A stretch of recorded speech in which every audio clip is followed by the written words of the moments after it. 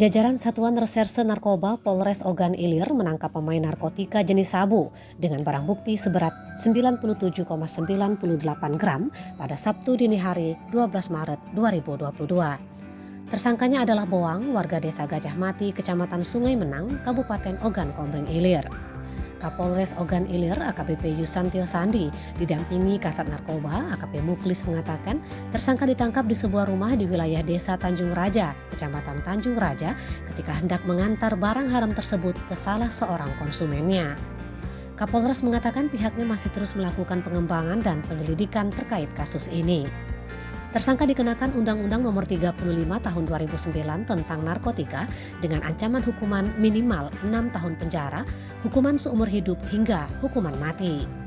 Sementara tersangka mengaku barang haram tersebut didapatnya dari salah seorang rekannya, Hadi, di wilayah Mesuji, Kabupaten Ogan Komering Ilir. Menurut tersangka, rencananya barang itu akan diantar ke Moji, warga Kayu Agung. Dari Hadi harganya sebesar 48 juta rupiah, dijual ke Moji dengan harga 60 juta rupiah. Isro Antoni melaporkan dari Mapolres Ogan Ilir.